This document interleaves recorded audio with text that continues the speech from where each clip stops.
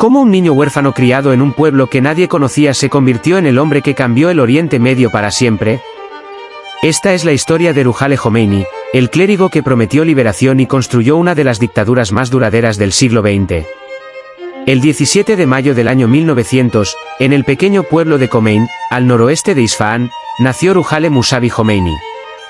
Su nombre significaba literalmente el Espíritu de Dios, y esa carga simbólica lo acompañaría toda su vida. Su padre era Mustafa Musawi, un clérigo chiita que había tenido la valentía de oponerse a las injusticias del sistema de tenencia de tierra que aplastaba a los campesinos iraníes de su época. Esa valentía le costó la vida.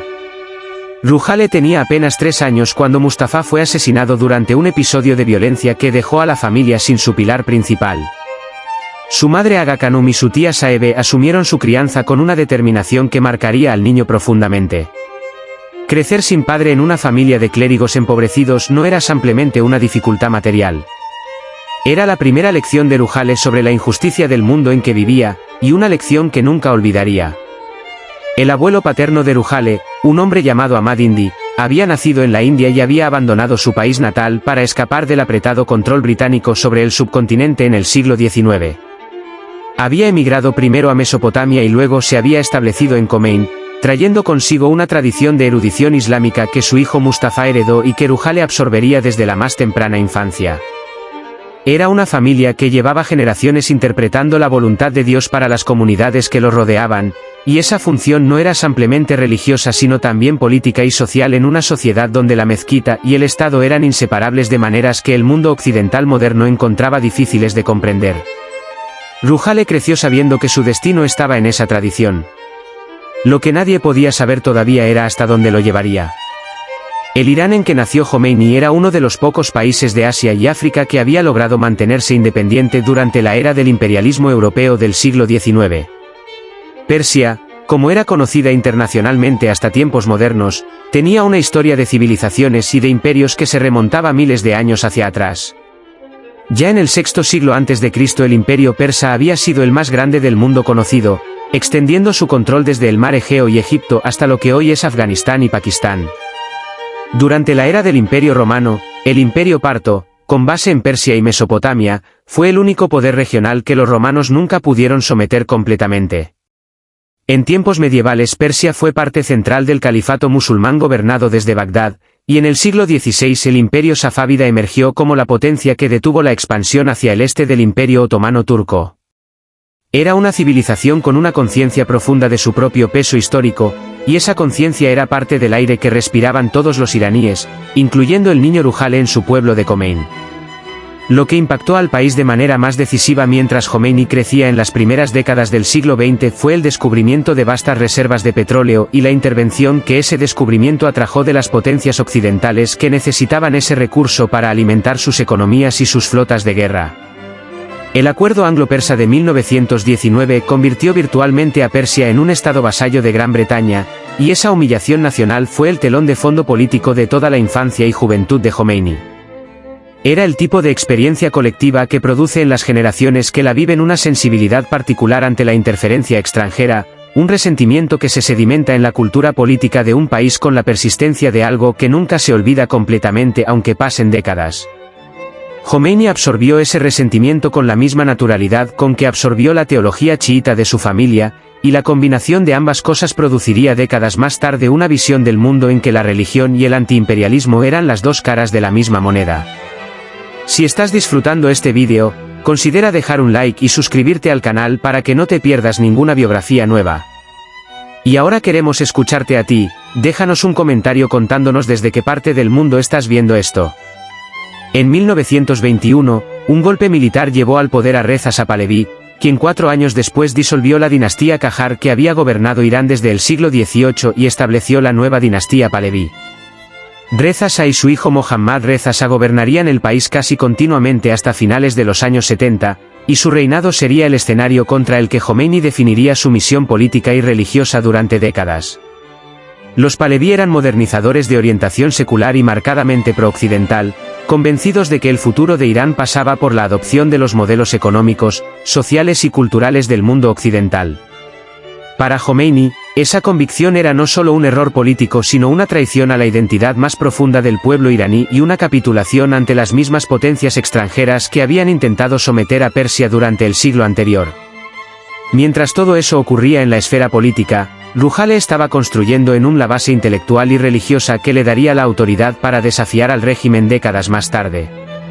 Había llegado a a principios de los años 20, atraído por la ciudad santa más importante del chiismo en el mundo, sede de un santuario dedicado a Fátima bint Musa, hija del séptimo imam y hermana del octavo, y centro de la erudición chiita que atraía a los estudiosos más brillantes de esa tradición de todo el mundo islámico. En Rujale estudió bajo los grandes ayatolás de su generación y produjo un trabajo intelectual que combinaba la teología chiita con la filosofía de Avicena, el gran pensador persa del siglo XI, y con elementos del pensamiento de los filósofos griegos que el mundo árabe había incorporado y desarrollado durante la Edad de Oro islámica entre los siglos VIII y XII. Era una formación extraordinariamente amplia para un clérigo de su época, y la profundidad de ese trabajo le ganó una reputación dentro del mundo académico de que muy pocos de sus contemporáneos pudieron igualar. Jomeini era también un poeta. A lo largo de los años 20 y 30 compuso una obra poética extensa sobre temas religiosos y filosóficos que sus admiradores consideraban de una calidad genuina y que sus críticos tendían a ignorar como el pasatiempo de un teólogo. Lo que esa poesía revelaba, independientemente de su mérito literario, era la dimensión emocional de un hombre que el mundo exterior vería siempre como una figura austera e inflexible, pero que en sus versos mostraba una capacidad de sentimiento que la rigidez de su imagen pública ocultaba. Era la misma persona que en el Hajj, la peregrinación a la Meca que realizó a mediados de los años 30, escribió a su esposa Jadije Sakafi cartas afectuosas en que le decía que la extrañaba mientras visitaba Beirut y otras ciudades del Levante antes de llegar a Arabia Occidental. Esa capacidad de afecto privado coexistía con la frialdad pública de un hombre que en el ejercicio del poder no mostraría jamás la misma calidez que reservaba para su vida personal. Su matrimonio con Jadije en 1929 había unido a un hombre de 29 años con una muchacha que en ese momento tenía probablemente 14 o 15 años, una diferencia de edad que el mundo moderno encuentra perturbadora y que en el contexto de la sociedad iraní de ese periodo era dentro de ciertas tradiciones considerada aceptable. Jadije fue la única esposa de Jomeini durante toda su vida, en una época en que el Islam permitía la poligamia y en que muchos hombres de su posición social la practicaban. Tuvieron 7 hijos en total, 2 de los cuales murieron en la infancia. De los 5 que sobrevivieron, 2 eran varones, Mostafa y Ahmad, y 3 eran mujeres. Todos se convirtieron en estudiosos religiosos de un tipo u otro, siguiendo la tradición familiar que ya llevaba generaciones transmitiéndose de padres a hijos. El carácter que Jomeini fue construyendo durante esas décadas de formación era el de un hombre de una austeridad tan consistente que sus contemporáneos lo mencionaban con una combinación de respeto y asombro. Comía con simplicidad, se vestía con sencillez, vivía sin los adornos materiales que los hombres de su posición dentro del clero iraní frecuentemente adoptaban como señales de su estatus. Era meticulosamente puntual y extraordinariamente disciplinado en su rutina diaria.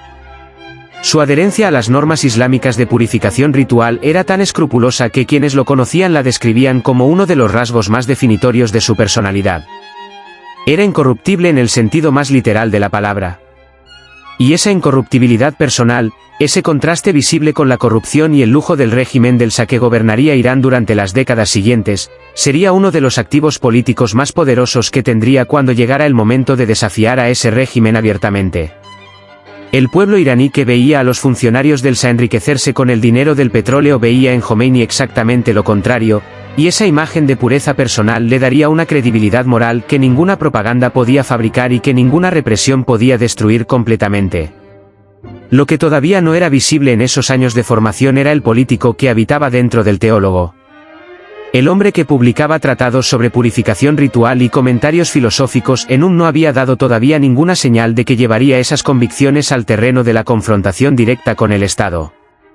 Pero en 1944 publicó su primer libro de extensión completa, titulado Kashf al-Asrar, que traducido aproximadamente significa secretos revelados, y en ese texto la dimensión política que había estado madurando debajo de la superficie académica se hizo visible por primera vez con una claridad que no dejaba lugar a dudas sobre la dirección en que su pensamiento se movía. El libro argumentaba a favor de revertir la occidentalización y la secularización de la sociedad iraní que los Pahlaví habían promovido durante las décadas anteriores, y aunque su lenguaje era densamente teológico, su mensaje político era perfectamente claro para cualquiera que lo leyera con atención. Jomeini no era simplemente un estudioso que pensaba que la sociedad iraní debería ser más religiosa. Era un hombre que pensaba que el sistema político que gobernaba Irán era fundamentalmente ilegítimo y que necesitaba ser reemplazado por un orden fundado en la ley islámica. Todavía faltaban décadas para que esa convicción se tradujera en acción política abierta. Pero la semilla estaba plantada, y las circunstancias que la harían germinar ya estaban siendo preparadas por la historia. Un hombre puede pasar décadas construyendo ideas en silencio antes de que el mundo le dé la oportunidad de actuar sobre ellas. Jomeini esperó casi 60 años. Pero cuando llegó su momento, lo reconoció de inmediato y no lo dejó pasar. El año 1961 marcó un punto de inflexión que nadie habría podido predecir con precisión, pero que en retrospectiva parece inevitable.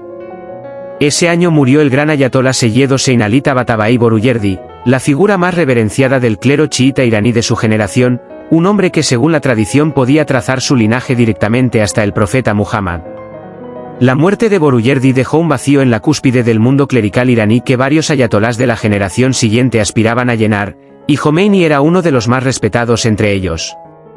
Pero lo que distinguió a Jomeini de sus contemporáneos en ese momento no fue simplemente su erudición teológica, sino su disposición a hacer lo que Borujerdi nunca había hecho durante su largo y venerado liderazgo: entrar en confrontación directa y abierta con el gobierno del Shah.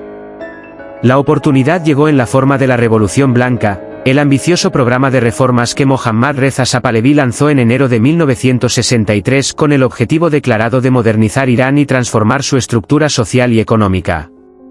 El programa incluía la redistribución de tierras para crear una clase media más amplia de agricultores y pequeños empresarios, grandes esfuerzos para aumentar los niveles de alfabetización en todo el país, la extensión del derecho al voto a las mujeres, y una serie de reformas económicas que buscaban romper el poder de las élites tradicionales que habían dominado la sociedad iraní durante siglos.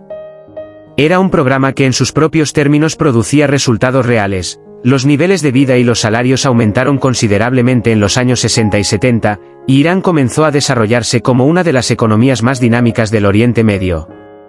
Pero las élites cuyo poder estaba siendo erosionado por esas reformas no eran simplemente los aristócratas tribales persas de la vieja guardia.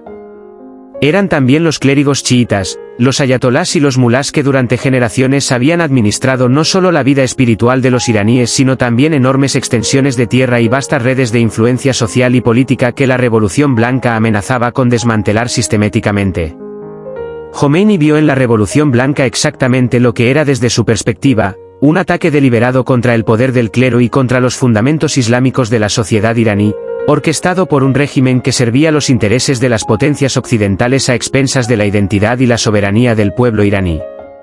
Comenzó organizando un boicot clerical a las reformas propuestas y pronunció una serie de discursos públicos denunciando al Shah con una directness que ningún clérigo de su estatura había empleado antes. El 2 de junio de 1963, en el aniversario del nacimiento del Imam Hussein, uno de los días más sagrados del calendario chiita, pronunció en un discurso en el que comparó al Shah con el califa Yazid, la figura más controvertida y más odiada de la historia del Islam chiita, el hombre cuya sucesión como califa en el siglo VII había producido la división entre sunitas y chiitas y cuyo nombre era sinónimo de ilegitimidad y tiranía en la tradición que Jomeini representaba. La inferencia era imposible de malinterpretar.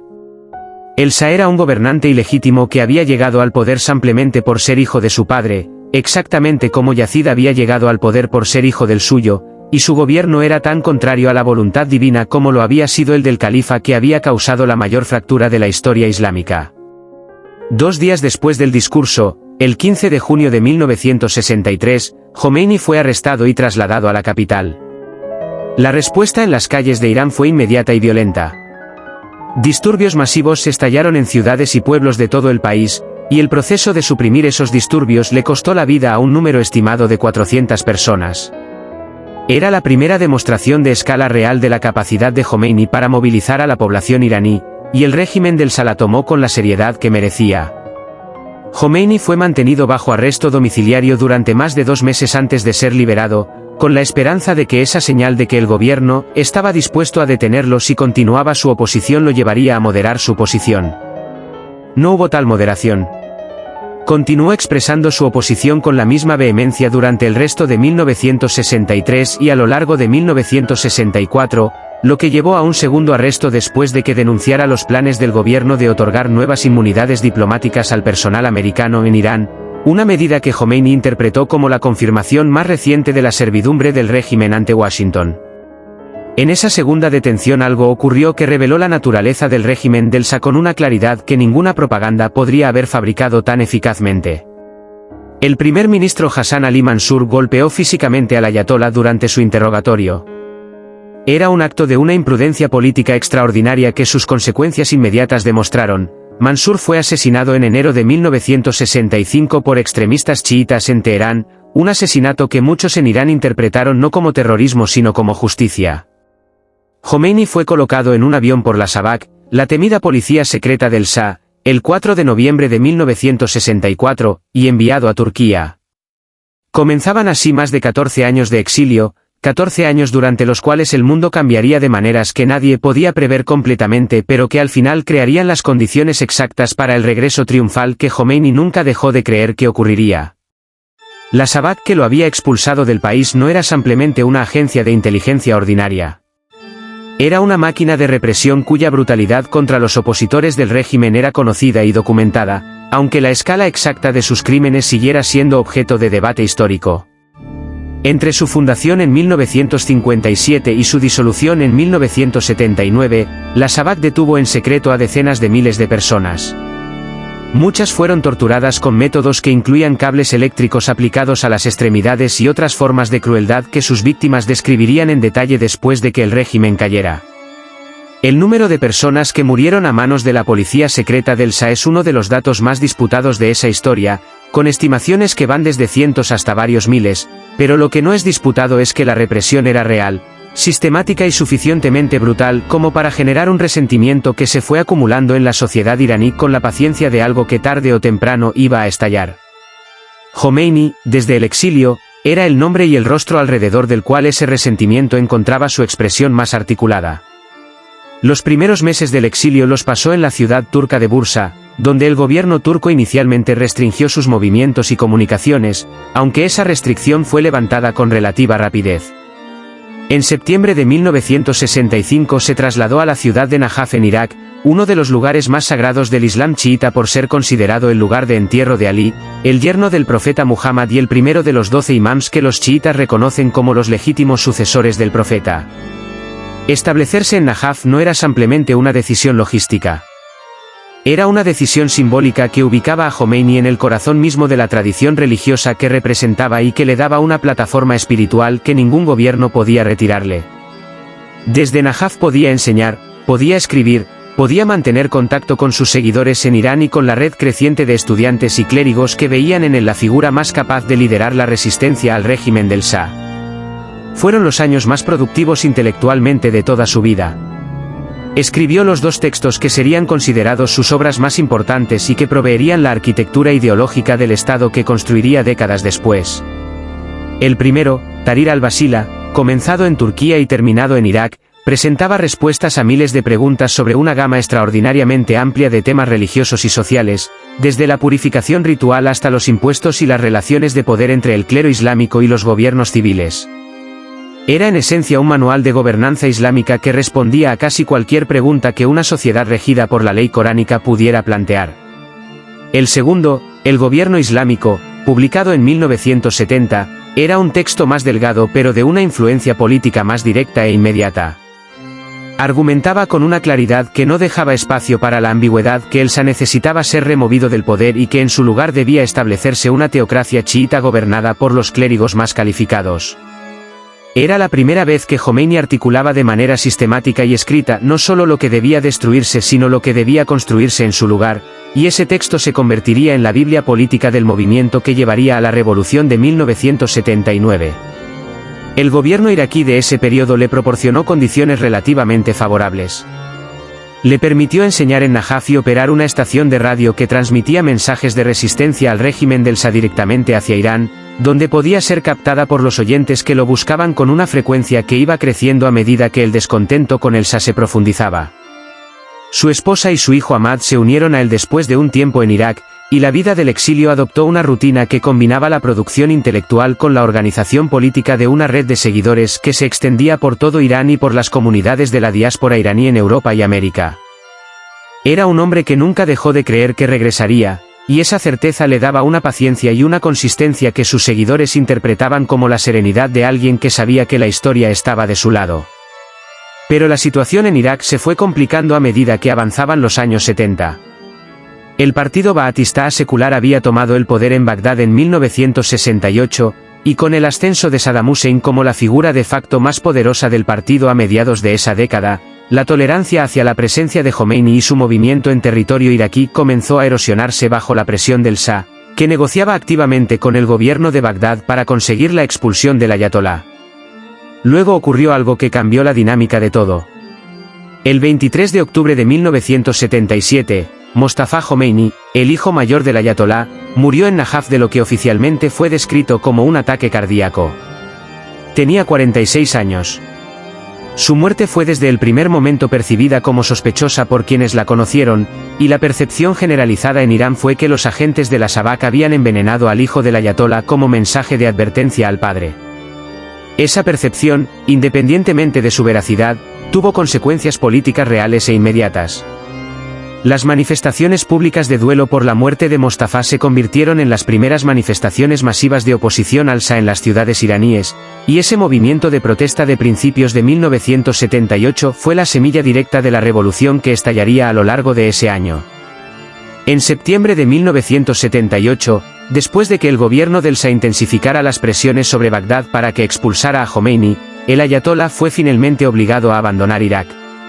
Consideró trasladarse a más de una docena de países musulmanes antes de tomar una decisión que sorprendió a muchos observadores pero que demostraría ser de una brillantez estratégica que sus críticos no siempre le reconocen.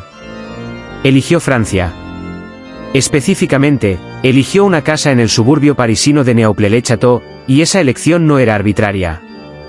Francia tenía una larga tradición de tolerar movimientos revolucionarios y disidentes políticos de todo el mundo, incluso mientras mantenía sus alianzas con los Estados Unidos en el contexto de la Guerra Fría. Pero más importante que la tradición francesa de tolerancia política era la infraestructura mediática de París. Desde las afueras de la capital francesa, Jomeini y sus seguidores podían aprovechar la eficiencia de los medios de comunicación europeos para hacer llegar mensajes a Irán en cuestión de horas, en lugar de los días que tomaba la comunicación desde Najaf. Era la era anterior al Internet, y la diferencia entre horas y días en la velocidad de comunicación era la diferencia entre poder dirigir una revolución en tiempo casi real y tener que confiar en mensajes que llegaban siempre con un retraso que podía ser fatal en momentos de crisis. Mientras Jomeini se instalaba en las afueras de París en octubre de 1978, la revolución en Irán ya estaba bien avanzada. Las protestas que habían comenzado a principios de ese año con el duelo por Mostafa se habían intensificado después de que el incendio del Cinema Rex en Abadán en agosto de ese año matara a casi 500 personas. Aunque el incendio fue probablemente iniciado por extremistas islámicos, la opinión pública iraní culpó al gobierno, y esa atribución de culpa, justa o injusta, radicalizó el movimiento de protesta con una energía que el régimen no supo manejar. La respuesta del Shah y sus ministros fue la de siempre: represión. La declaración de la ley marcial y la masacre de la Plaza Jale del 8 de septiembre de 1978, en la que cientos de manifestantes fueron muertos o heridos gravemente en las calles de Teherán, no apagó la insurrección sino que la encendió con una intensidad que ya no tendría retorno. Era importante entender que la revolución en esa etapa no era el movimiento homogéneo de fanáticos islámicos que la narrativa posterior tendería a presentar. Había en ella islamistas radicales que querían exactamente lo que Jomeini quería. Había clérigos chiitas que creían en el gobierno del clero pero con matices distintos a los de Jomeini. Y había una cantidad muy significativa de secularistas, izquierdistas, liberales y demócratas que querían derrocar al Shah pero que no tenían ninguna intención de reemplazarlo con una teocracia. Esos grupos diversos confluían en el objetivo compartido de terminar con el régimen Pahlaví, y Jomeini desde París supo exactamente cómo hablarle a cada uno de ellos con el lenguaje que más resonaba con sus expectativas, sin revelar completamente cuál sería la naturaleza del Estado que pretendía construir una vez que el Shah cayera. Era la habilidad táctica más importante que demostró en toda su carrera política, la capacidad de ser todas las cosas para todos los que querían el fin del Shah, preservando para el momento oportuno la revelación de que el Irán que él tenía en mente no era el Irán que la mayoría de sus aliados circunstanciales estaban imaginando. En enero de 1979, el Shah abandonó Irán. Oficialmente partía por razones de salud, y era cierto que sufría de cálculos biliares que requerían una cirugía compleja. Pero la realidad política era igualmente clara: grandes secciones del ejército y la policía se habían negado a seguir combatiendo para preservar su gobierno, y sin esa lealtad militar el régimen se había quedado sin los instrumentos básicos de su supervivencia.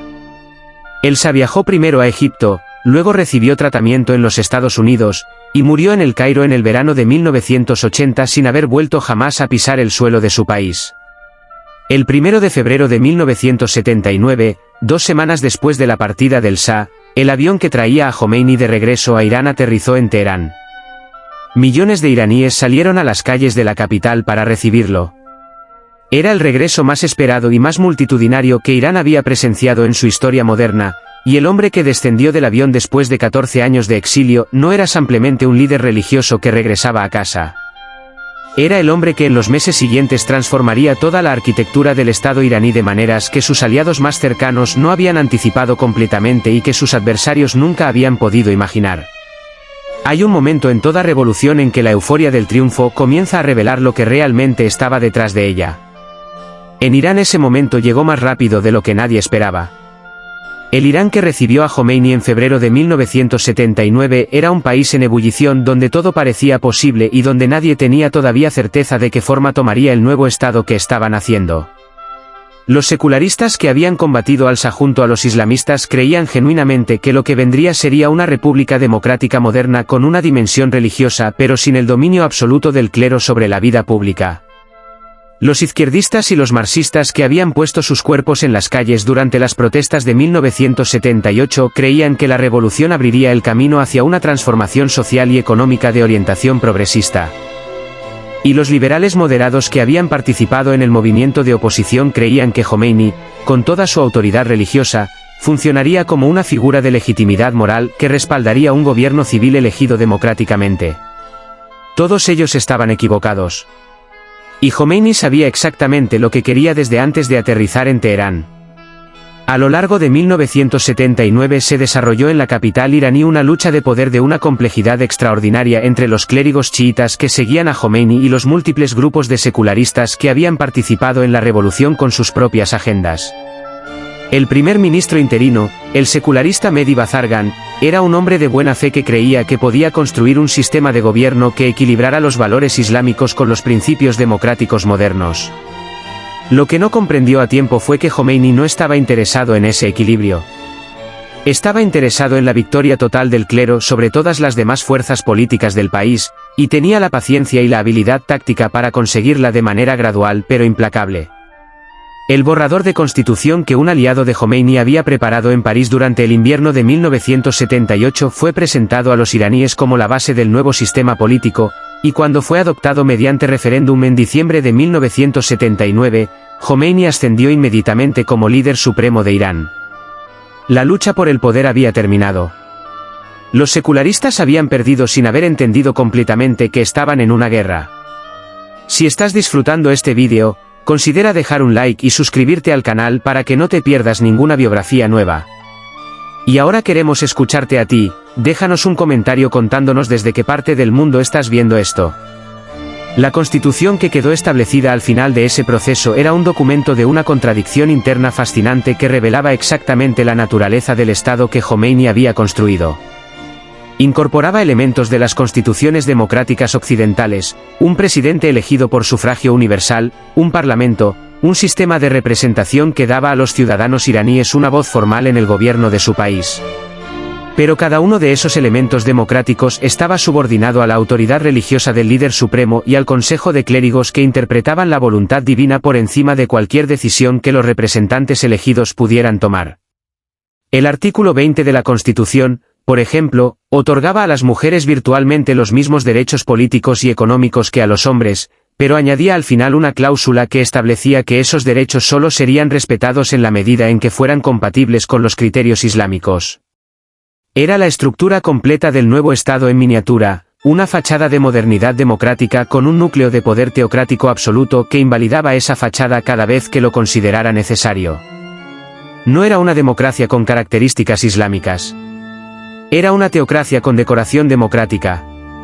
El 4 de noviembre de 1979, cuando la Constitución todavía estaba siendo finalizada y la naturaleza exacta del nuevo Estado todavía era técnicamente objeto de debate, un grupo de estudiantes musulmanes radicales que se identificaban como seguidores de la línea del Imam Jomeini tomaron por asalto la Embajada de los Estados Unidos en Teherán y tomaron como rehenes a 53 ciudadanos americanos, entre diplomáticos y personal de la embajada. La crisis de rehenes que siguió duró 444 días y terminó solo el 20 de enero de 1981 con la firma de los acuerdos de Argel y la liberación de los rehenes. Jomeini no había ordenado directamente la toma de la embajada, pero la respaldó públicamente y la utilizó con una habilidad política que sus críticos describían como cínica y que sus admiradores describían como brillante.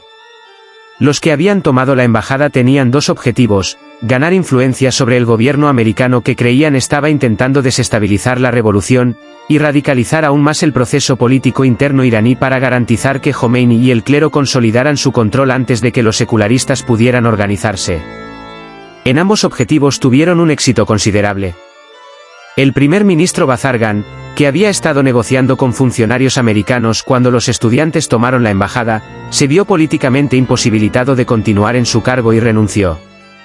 La crisis selló definitivamente la ruptura entre Irán y los Estados Unidos, una ruptura que nunca sería formalmente reparada y que definiría la política exterior iraní durante décadas.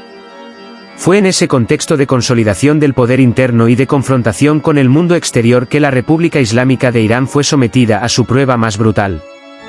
El 22 de septiembre de 1980, el ejército iraquí cruzó la frontera iraní en una invasión a gran escala que Saddam Hussein había preparado con la convicción de que la inestabilidad post-revolucionaria de Irán y el aislamiento diplomático que la crisis de rehenes había producido harían la resistencia iraní limitada y la victoria iraquí rápida.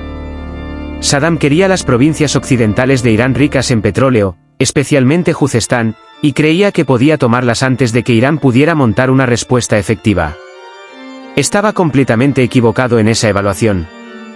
Más de 100.000 soldados iraquíes invadieron Irán y ocuparon inicialmente grandes extensiones de territorio iraní, pero la respuesta del gobierno de Jomeini en Teherán fue rápida, coordinada y de una determinación que sorprendió a Saddam y a los observadores internacionales que habían subestimado la capacidad del nuevo régimen para movilizar a la población iraní en defensa del territorio nacional. La guerra Irán-Irak duraría casi 8 años, concluyendo en agosto de 1988, y consumiría prácticamente toda la energía y todos los recursos del gobierno de Jomeini durante ese periodo. Fue uno de los conflictos más sangrientos de la segunda mitad del siglo XX, con estimaciones de bajas totales que van desde 500.000 hasta 1 millón de personas entre los dos lados, con millones más de heridos y de desplazados. Irán pagó un costo humano y económico que sus propios analistas estimarían posteriormente en más de $500 billones, una cifra que explica en gran medida por qué el nivel de vida de los iraníes no recuperó los estándares de la era prerevolucionaria hasta bien entrados los años 2000. Jomeini dirigió el esfuerzo de guerra con una dureza que se extendía hasta las decisiones más dolorosas, incluyendo el uso de voluntarios jóvenes, algunos de ellos adolescentes, en operaciones de infantería que en la práctica funcionaban como oleadas humanas contra las posiciones iraquíes. Era una táctica que producía bajas iraníes en una escala que cualquier análisis militar frío describía como insostenible, pero que Jomeini justificaba en términos del martirio como valor supremo dentro de la teología chiita que él representaba. Los jóvenes que morían en esas ofensivas no estaban siendo sacrificados, en la narrativa oficial del régimen. Estaban siendo honrados con la oportunidad de unirse a la larga tradición de los mártires del Islam chiita que comenzaba con Hussein en Karbala en el año 680. Lo que muy poca gente en el mundo occidental sabía en ese momento, y que hoy sigue siendo uno de los hechos más sorprendentes de toda esa historia, era que mientras Irán combatía a Irak en su frontera occidental y mientras Jomeini denunciaba públicamente a Israel como uno de los grandes enemigos del Islam y de los pueblos del Oriente Medio, los gobiernos de Irán e Israel estaban cooperando secretamente en el suministro de armas. Israel vendió armas a Irán durante la guerra Irán-Irak porque consideraba que un Irak victorioso bajo Saddam Hussein representaba una amenaza más inmediata y más seria para la seguridad israelí que un Irán debilitado por la guerra. Era la lógica fría del realismo geopolítico aplicada en su forma más pura, completamente divorciada de la retórica pública de ambos lados. Jomeini denunciaba a Israel en sus discursos mientras sus funcionarios negociaban compras de armamento con los israelíes. Israel apoyaba públicamente la posición americana contra el régimen de Jomeini mientras sus agentes de inteligencia cerraban tratos de armas con Teherán. Era la clase de contradicción que la política internacional produce con una regularidad que siempre sorprende a quienes creen que los estados actúan de acuerdo con sus declaraciones públicas. Mientras la guerra consumía los recursos del país, el gobierno de Jomeini construía en el interior de Irán el sistema social y político que había descrito en sus escritos desde el exilio, y lo hacía con una coherencia que sus admiradores celebraban y que sus víctimas sufrían.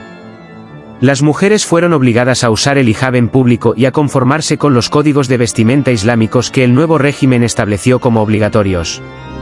Las tiendas que vendían ropa occidental en Teherán cerraron o tuvieron que transformarse completamente. La música fue censurada y restringida en formas que afectaron profundamente la vida cultural de una sociedad que había tenido una escena artística y cultural vibrante bajo el Shah. El sistema judicial fue reformado para conformarse a la ley islámica, con consecuencias que caían de manera desproporcionada sobre las mujeres, las minorías religiosas y los disidentes políticos. Los Bahá'ís, una minoría religiosa iraní cuyos orígenes se remontaban al siglo XIX y cuya fe combinaba elementos del Islam, el judaísmo y el cristianismo, fueron activamente perseguidos por el régimen que los consideraba herejes. Sus congregaciones fueron prohibidas y sus actividades penalizadas con una dureza que se extendía hasta el encarcelamiento y la ejecución. Las minorías étnicas no corrían mejor suerte. Los kurdos del noroeste de Irán y los baluchis del sureste enfrentaron una discriminación sistemática que en el caso de los kurdos se tradujo en operaciones militares directas contra las comunidades que habían intentado aprovechar el caos de la revolución para reclamar una mayor autonomía. Jomeini no tenía más tolerancia por el nacionalismo étnico que por el secularismo político, ambos representaban desviaciones de la visión de un Estado islámico unificado bajo la autoridad del clero que él había construido durante décadas en su mente y que ahora tenía la oportunidad de implementar en la realidad. La represión no se limitaba a las minorías y a los grupos sociales que el régimen consideraba contrarios a sus valores. Se extendía con una ferocidad particular hacia los opositores políticos, incluyendo a muchos de los que habían participado activamente en la revolución que derrocó al Shah. Los grupos de izquierda y los partidos seculares que habían creído que podrían coexistir con el nuevo régimen descubrieron en los años siguientes a 1979 que Jomeini no tenía ninguna intención de compartir el poder con nadie que no adhiriera completamente a su visión teocrática. Sus militantes fueron arrestados, torturados y ejecutados con una sistematicidad que las organizaciones internacionales de derechos humanos documentaron con creciente alarma, pero que el régimen iraní descartaba como interferencia imperialista en los asuntos internos de una nación soberana. Era el mismo argumento que el Shah había utilizado para justificar las operaciones de la Shabak, aplicado ahora por el movimiento que había derrocado al Shah precisamente en nombre de los derechos de los iraníes que esa misma Shabak había violado. La ironía era tan evidente que sus críticos no podían evitar señalarla. El régimen no parecía perturbado por esa señalización. El punto más oscuro de toda la era de Jomeini como líder supremo llegó en el verano de 1988, en los meses finales de la guerra Irán-Irak. En julio de ese año, Irán aceptó el alto al fuego con Irak después de que una serie de derrotas militares y el agotamiento general de los recursos del país hicieran imposible continuar el conflicto. Jomeini describió públicamente la aceptación del cese al fuego como beber de una copa de veneno, una declaración que revelaba cuánto le costaba personalmente reconocer que la guerra que había prolongado durante años después de que una solución negociada hubiera sido posible había terminado sin la victoria que él había prometido a los iraníes que habría de llegar. En ese mismo periodo, entre los meses de julio y septiembre de 1988, el gobierno iraní llevó a cabo ejecuciones masivas de prisioneros políticos que permanecían detenidos en las cárceles del país, en su gran mayoría miembros de grupos de izquierda y de la organización de los muyahidines del pueblo que habían sido encarcelados en los años anteriores. Las estimaciones del número de personas ejecutadas en esas semanas varían entre 2.000 según las versiones más conservadoras y 30.000 según las más amplias, con la mayoría de los investigadores serios situando la cifra real en algún punto entre 4.000 y 5.000 personas. Las ejecuciones fueron llevadas a cabo con la conciencia y el apoyo de Jomeini, y representaron el acto de represión más masivo y más directo de toda su era como gobernante.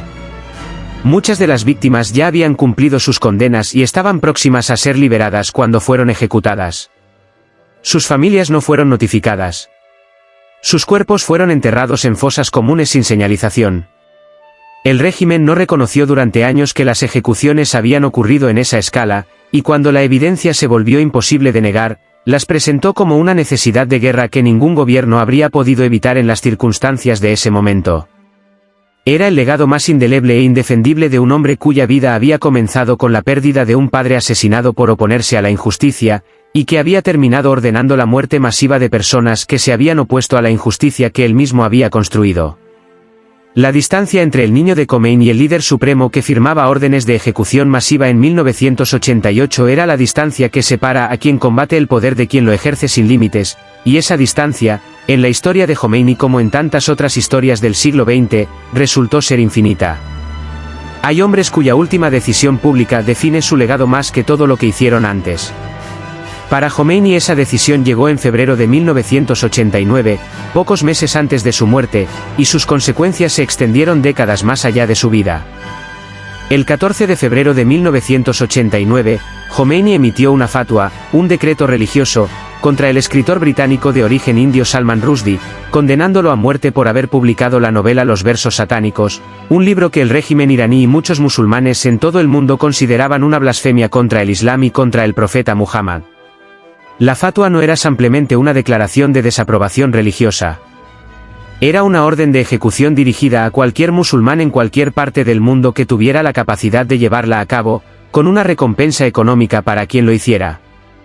Era la primera vez en la historia moderna que un líder de Estado emitía públicamente una sentencia de muerte contra un ciudadano de otro país por razones literarias, y el impacto en la comunidad internacional fue de una magnitud que transformó instantáneamente la percepción global del régimen iraní de maneras que ninguna otra acción de Khomeini había logrado con tanta velocidad y tanta claridad. Rushdie pasó años viviendo bajo protección policial en el Reino Unido. Varios de los traductores y editores de su libro en diferentes países fueron atacados. El traductor japonés de la novela fue asesinado en 1991. El traductor italiano fue gravemente herido. El editor noruego sobrevivió a un intento de asesinato. Y décadas después, en agosto de 2022, Rushdie fue atacado en el escenario de un evento literario en Nueva York por un hombre con un cuchillo que le causó heridas graves que le costaron la visión de un ojo. La fatwa de Khomeini, emitida por un hombre que moriría 4 meses después de pronunciarla, seguía produciendo violencia real en el mundo más de 30 años después de su muerte. Era la demostración más clara posible de la naturaleza del instrumento que había construido, un sistema de autoridad religiosa capaz de proyectar violencia a través del tiempo y del espacio con una persistencia que ningún Estado convencional podría haber mantenido de manera equivalente. El régimen iraní ofreció una recompensa de $3 millones por la cabeza de Rushdie. El gobierno británico rompió relaciones diplomáticas con Irán como respuesta. La comunidad europea retiró temporalmente a sus embajadores de Teherán. Era el aislamiento internacional más severo que Irán había experimentado desde la crisis de rehenes de 1979, y llegaba en un momento en que Khomeini ya estaba físicamente en declive, su cuerpo de 88 años consumido por el cáncer que lo mataría pocos meses después. Pero la fragilidad física no había disminuido ni su voluntad ni su capacidad de tomar decisiones que sacudían al mundo. La fatwa contra Rushdie fue en ese sentido su último gran acto político, y lo fue con toda la coherencia de su vida entera, la convicción absoluta de que la autoridad religiosa que él representaba no reconocía fronteras nacionales ni limitaciones legales impuestas por sistemas que no derivaban su legitimidad de Dios. El 3 de junio de 1989, Ruhollah Mousavi Khomeini murió en Teherán a los 88 años de edad. La causa oficial fue una hemorragia interna causada por el cáncer que padecía. La noticia se extendió por Irán con la velocidad de algo que el país había sabido que vendría pero para lo que no había manera de estar completamente preparado. Lo que ocurrió en los días siguientes fue uno de los espectáculos más extraordinarios y más perturbadores que el duelo colectivo humano había producido en el siglo XX. Millones de personas salieron a las calles de Teherán para despedir al hombre que había transformado sus vidas de maneras que ningún otro individuo en la historia reciente de Irán había logrado. Las escenas de duelo masivo que las cámaras de televisión transmitieron al mundo entero mostraban a una multitud en un estado de aflicción que superaba cualquier categoría ordinaria de tristeza colectiva.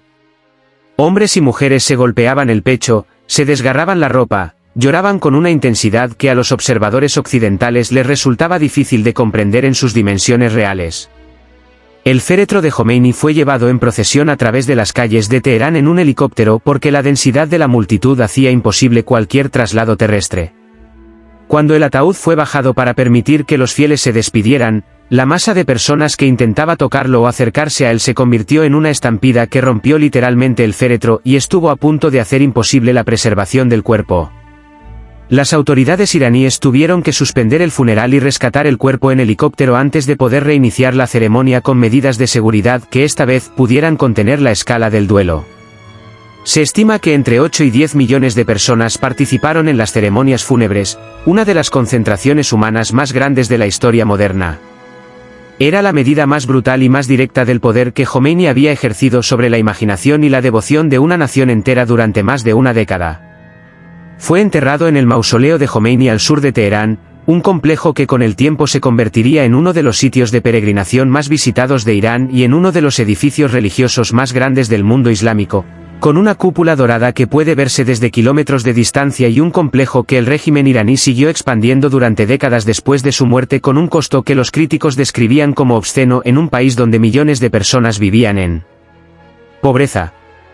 Era el mausoleo de un hombre que había vivido toda su vida en la austeridad más estricta, que nunca había acumulado riqueza personal y que había predicado la sencillez como virtud fundamental. La contradicción entre esa austeridad personal y la magnificencia del monumento que el Estado construyó en su nombre era la misma contradicción que había definido todo su legado: el hombre incorruptible que construyó un sistema corrupto, el revolucionario que prometió libertad y entregó represión, el clérigo que vivió con humildad y gobernó con brutalidad. El sucesor que Jomeini había elegido para continuar su obra no era el hombre que la mayoría de los observadores habrían predicho. Durante gran parte de los años 80 se había asumido que el gran ayatolá Hussein Ali Montazeri, uno de los arquitectos más importantes de la revolución y uno de los clérigos más respetados de Irán, sucedería a Jomeini como líder supremo. Montazeri tenía la erudición religiosa, la legitimidad revolucionaria y el respeto del clero que el cargo requería. Pero en los últimos años de su vida Jomeini lo removió de esa posición designada después de que Montazeri cometiera el error, desde la perspectiva del régimen, de criticar públicamente las ejecuciones masivas de 1988. Montazeri había escrito a Jomeini una carta en que le decía que esas ejecuciones serían el mayor crimen de la República Islámica y que la historia las juzgaría con dureza. Tenía razón en esa predicción. Y esa razón le costó su posición y pasó el resto de su vida bajo arresto domiciliario, convirtiéndose en uno de los críticos más articulados del régimen desde dentro del propio sistema clerical que había ayudado a construir. En lugar de Montazeri, Jomeini designó como su sucesor a Seyyed Ali Hosseini Jamenei, un clérigo que había sido presidente de Irán entre 1981 y 1989 y que curiosamente no tenía el rango de gran ayatolá que el cargo de líder supremo requería según la propia constitución que Jomeini había establecido. Ese detalle fue resuelto con la velocidad y la discreción que los sistemas de poder teocrático emplean cuando la doctrina y la conveniencia política entran en conflicto. Jamenei fue promovido al rango necesario por decreto, y el hombre que había sido el alumno de Montazeri se convirtió en el líder supremo de Irán, cargo que seguiría ocupando décadas después con una longevidad que habría sorprendido a quienes en 1989 lo consideraban una figura de transición sin el carisma ni la autoridad religiosa de su predecesor. Esa longevidad y lo que significaba para el pueblo iraní era ya otra historia, pero era una historia directamente escrita por las decisiones que Jomeini había tomado en los últimos meses de su vida.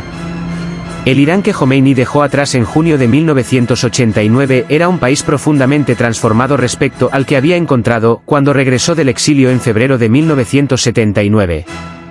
Era un país que había combatido una guerra devastadora durante casi 8 años. Era un país cuya economía no había recuperado todavía los niveles de vida de la era del Shah que Jomeini había prometido que la revolución superaría. Era un país donde las mujeres estaban obligadas a cubrir su cabello en público bajo pena de arresto. Era un país donde los disidentes políticos desaparecían en las cárceles del régimen con la misma facilidad con que habían desaparecido en las cárceles de la Shabak. Era un país donde las minorías religiosas vivían bajo una discriminación institucionalizada que el régimen presentaba como la expresión legítima de los valores de la mayoría. Y era un país que había roto sus lazos con la mayor parte del mundo occidental y que se encontraba en un aislamiento diplomático y económico que sus ciudadanos pagaban con su nivel de vida cotidiano. Pero era también un país que había demostrado algo que el mundo no esperaba que demostrara. Había sobrevivido a una invasión extranjera sin colapsar.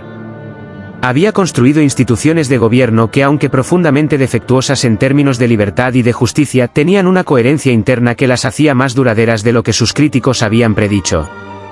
Y había generado en una parte significativa de su población una identidad política y religiosa que el tiempo no erosionaría fácilmente, porque estaba construida sobre algo más profundo que el miedo al régimen.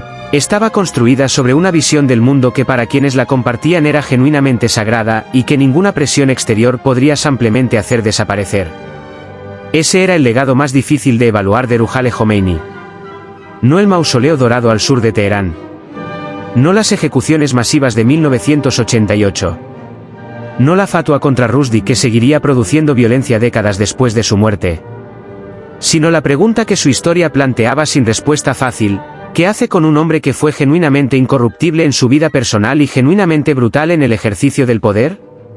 ¿Qué hace con un revolucionario que combatió una dictadura real y construyó otra dictadura real en su lugar? ¿Qué hace con un líder que inspiró una devoción en millones de personas que ninguna manipulación exterior puede explicar completamente y que al mismo tiempo ordenó la muerte de miles de personas que habían creído en los mismos ideales de justicia que él había predicado? La República Islámica que Jomeini construyó seguía en pie décadas después de su muerte, gobernada por el sucesor que él había elegido. Las generaciones de iraníes que nacieron después de la revolución y que no habían conocido otro sistema de gobierno protestaban en las calles de Teherán con una frecuencia y una determinación que demostraban que el proyecto de Jomeini no había resuelto las tensiones fundamentales de la sociedad iraní, sino que las había reformateado en nuevos términos. Las mujeres iraníes que se quitaban el velo en público a riesgo de su libertad y en algunos casos de su vida no estaban simplemente desafiando un código de vestimenta. Estaban desafiando la visión del mundo que Jomeini había puesto en el centro del Estado iraní y que sus sucesores defendían con la misma determinación con que él la había construido. Y cada vez que esas protestas eran reprimidas con la violencia del Estado, el fantasma de ese anciano de barba blanca que había prometido libertad y había entregado otra forma de cadenas se hacía presente con una claridad que la historia no sabía todavía cómo juzgar definitivamente. El niño que había perdido a su padre en Khomeini antes de poder conocerlo. El estudiante que había pasado décadas en construyendo una visión del mundo en el silencio de las bibliotecas y los seminarios. El exiliado que había esperado 14 años en Turquía, Irak y Francia sin perder nunca la certeza de que regresaría.